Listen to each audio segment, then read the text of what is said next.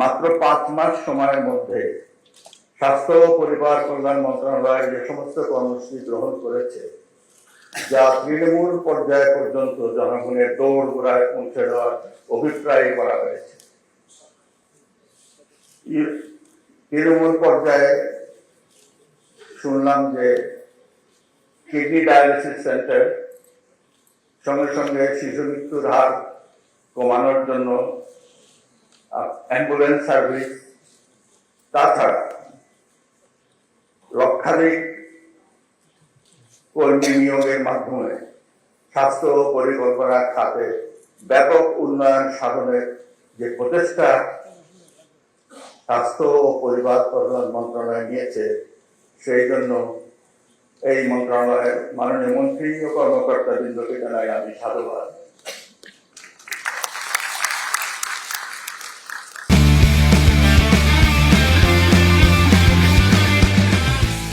মানসম্মত ও পরিকল্পিত জনসংখ্যা একটি দেশের সবচেয়ে বড় সম্পদ ও শক্তি, উন্নয়নের মূল ভিত্তি, সমৃদ্ধের চাবিকাঠি। আবার অপরিকল্পিত ও অদক্ষ জনগোষ্ঠী দেশের জন্য বড় চ্যালেঞ্জ।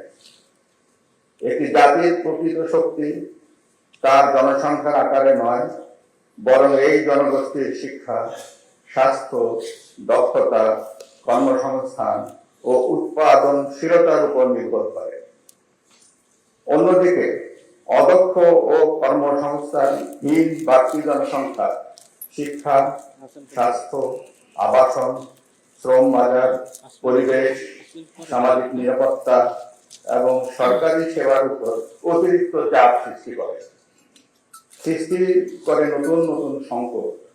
ফলে ভারসাম্যপূর্ণ জনসংখ্যা ও এর গুণগত মান উন্নয়নই আজ আমাদের অন্যতম জাতীয় অগ্রাধিকার।